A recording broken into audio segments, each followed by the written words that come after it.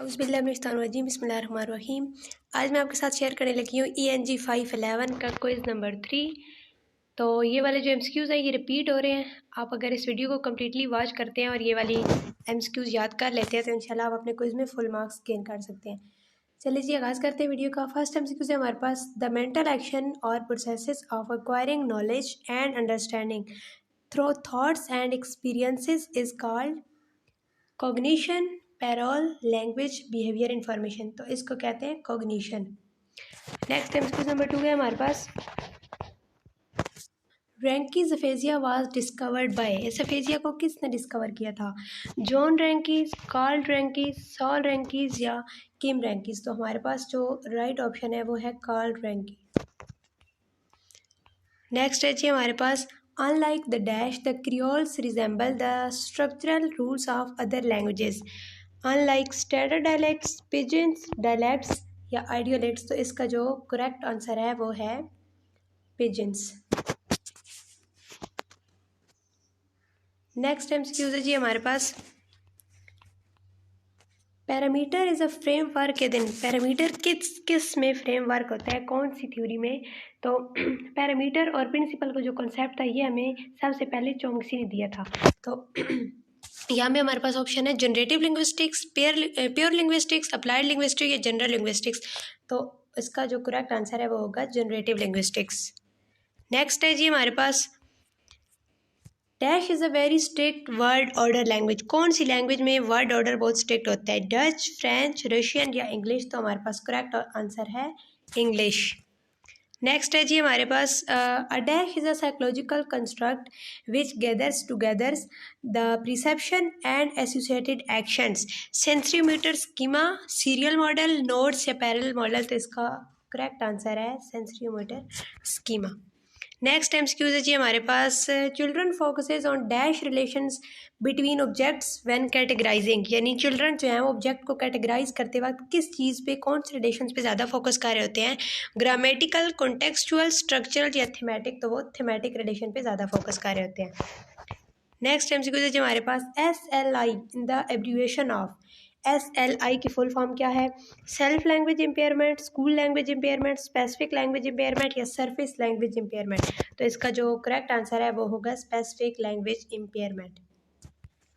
Next है जी हमारे पास, dash patients have a selective deficit in assessing closed class words. Closed class words को असेस करने में कौन से पेशेंट्स को डिफ़िकल्टीज़ होती हैं, प्रॉब्लम होता है?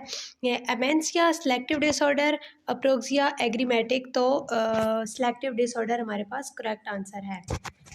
नेक्स्ट है जी हमारे पास, How innate processes operate in child's language has been called the dash as proposed by Bickerton।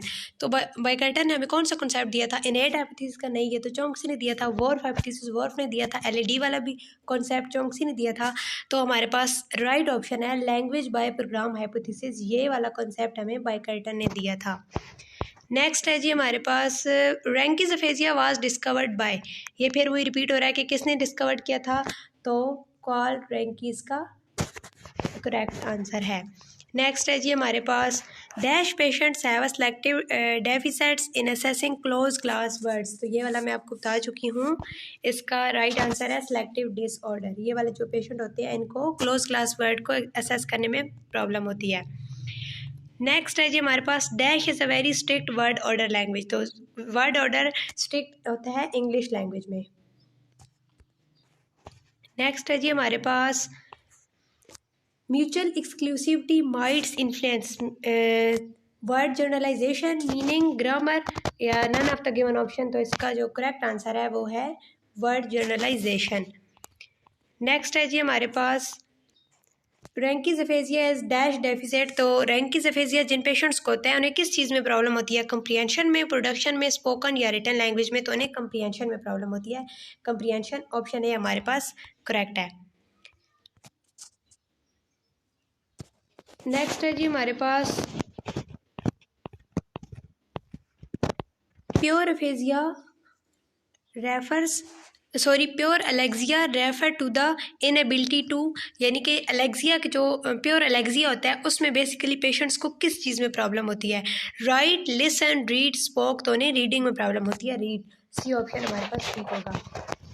Next है जी हमारे पास, how innate processes operates in child's language has been called the dash as proposed by Bye-Curtin। तो Bye-Curtin हमें language by programme hypothesis दिया था, option A हमारे पास correct है। नेक्स्ट है जी, negative evidence is the evidence that particular attendance is ungrammatical. जब ग्रामेटिकली जब कोई अटेंडेंस होती है वो अनग्रामेटिकल होती है तो उसको हम नेगेटिव एविडेंस कह सकते हैं, ऑप्शन बी हमारे पास करेक्ट है। नेक्स्ट है जी हमारे पास, children prefers ways of taking in और operating information are called operating principle. Behaviourism, cognition और मेंटलिज्म, तो ऑपरेटिंग प्रिंसिपल ऑप्शन ए हमारे पास राइट ऑप्शन है। नेक्स्ट है जी हमारे पास, द मेंटल एक्शन और processes of acquiring knowledge and understanding through thoughts and experiences is called cognition, behaviour formation, parole, language, तो ये हम पहले भी पढ़ चुके हैं, कॉग्निशन। नेक्स्ट है जी एमसीक्यूज हमारे पास, how innate processes operates in child language has been called the dash as proposed by Bye-Curtin। तो Bye-Curtin ने हमें लैंग्वेज बाय प्रोग्राम हाइपोथेसिस दिया था। देखिए ये वही क्वेश्चन रिपीट हो रहे हैं। A dash is a psychological construct which gathers together the perception and associated actions। तो इसका जो करेक्ट आंसर है वो है सेंसियोमोटर स्कीमा। नेक्स्ट है जी हमारे पास, children focuses on dash relation between objects when categorizing, तो ये भी पहले आ चुका है, thematic is the right answer.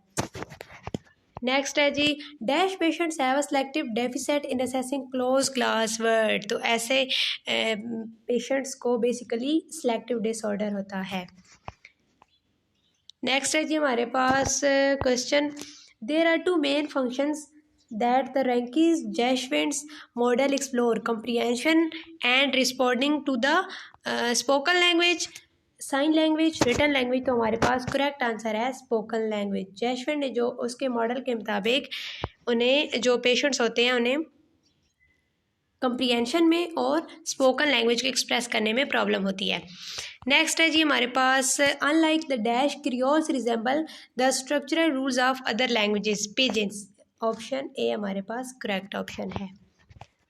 Next है जी हमारे पास, रैंकिसफेजिया एज अ डैश डेफिसिट, ये कौन सा डेफिसिट होता है? कंप्रीहेंशन में प्रॉब्लम होती है रैंकिसफेजिया के पेशेंट्स को। यहाँ पे ऑप्शन है हमारे पास रिटन, प्रोडक्शन, स्पोकन, तो comprehension is the right answer.